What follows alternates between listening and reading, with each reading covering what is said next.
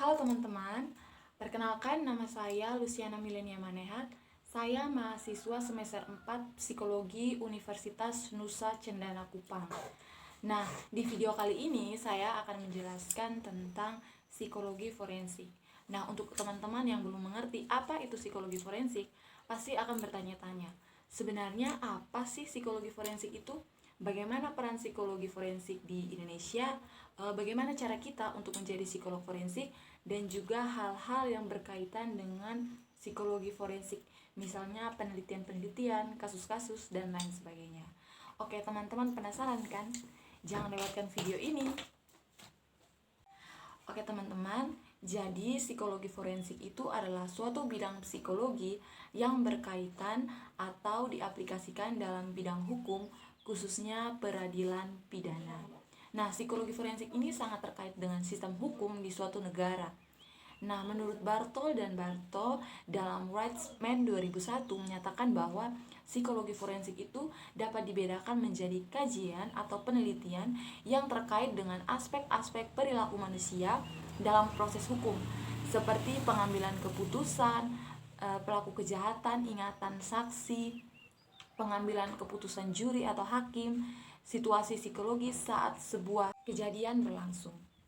Nah, yang kedua saya akan menjelaskan tentang peran psikolog forensik di Indonesia. Nah, sesuai dengan hukum acara pidana, psikolog dapat berperan dalam yang pertama kepolisian, yang kedua kejaksaan, yang ketiga pengadilan, dan yang keempat Bapas dan juga Lapas.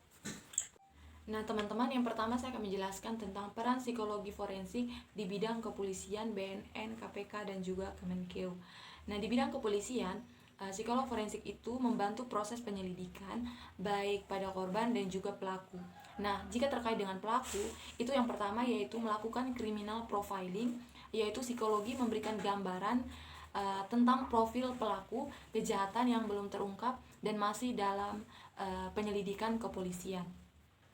Nah, terkait dengan korban, yaitu yang pertama melakukan otopsi terhadap korban yang meninggal. Kemudian yang kedua adalah psikolog memberikan gambaran tentang profil kepribadian dari permasalahan yang dihadapi korban sehingga dapat dipakai sebagai masukan bagi polisi untuk menentukan apakah korban itu meninggal karena bunuh diri atau karena pembunuhan yang dilakukan oleh orang lain. Nah, peran psikolog forensik di bidang kepolisian yang kedua yaitu membantu proses penyidikan tersangka. Nah, yang pertama yaitu membantu proses interogasi dan memberikan pendampingan psikologis dalam proses pengambilan kesaksian. Yang kedua adalah melakukan advokasi kepada petugas terkait proses pengambilan BAP pada tersangka anak atau remaja. Yang ketiga yaitu melakukan pemeriksaan psikologis.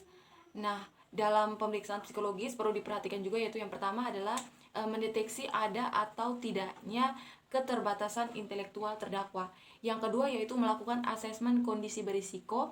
Nah, setelah melakukan pemeriksaan psikologis dan memberikan intervensi kepada pelaku ataupun korban, selanjutnya adalah memberikan pendampingan psikologis kepada pelaku maupun korban.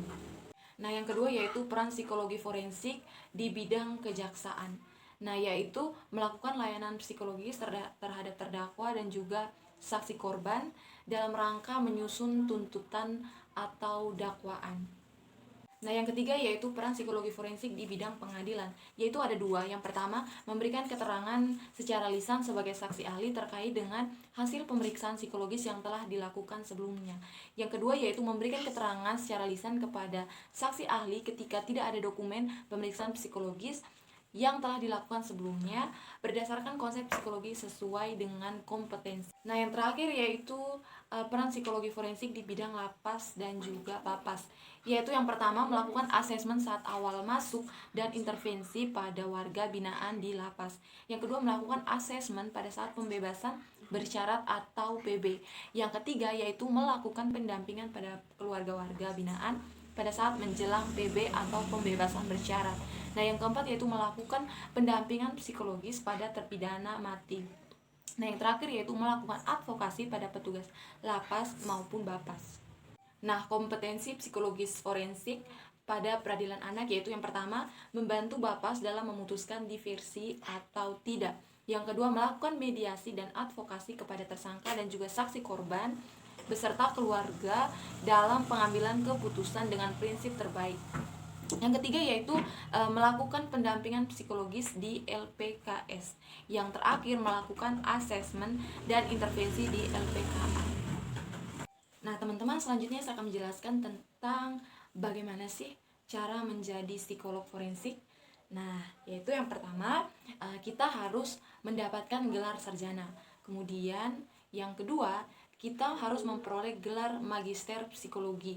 Kemudian yang ketiga, mengejar gelar hukum. Yang keempat, mendapat gelar doktor psikologi atau PhD dalam bidang psikologi forensik. Kemudian, mendapatkan lisensi dari suatu negara dan menjadi board certified. Nah, teman-teman, selanjutnya saya akan menjelaskan tentang penelitian-penelitian yang berkaitan dengan psikologi forensik. Nah, yang pertama yaitu pengaruh kebohongan pasif pada deteksi kebohongan melalui elektrocefalogram atau EEG.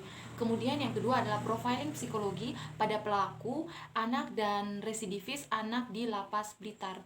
Kemudian, yang ketiga adalah trait kelausan emosional pada narapidana pria pelaku. Nah, penelitian forensik yang terakhir adalah pengaruh mindfulness dalam peningkatan kontrol diri ABH. Kejahatan adalah nafsu yang terdidik. Kepandaian seringkali adalah kelicikan yang menyamar. Adapun kebodohan acapkali adalah kebaikan yang bernasib buruk. Kelalaian adalah itikat baik yang terlalu polos, dan kelemahan adalah kemuliaan hati yang berlebihan. Gelapnya misteri kejahatan bisa dibongkar dengan ilmu pengetahuan. Forensik dapat menjelaskan yang buram, mengangkat bukti-bukti yang karam. Nah, teman-teman, sekian video psikoedukasi dari saya tentang psikologi forensik. Terima kasih karena sudah menontonnya. Bye-bye.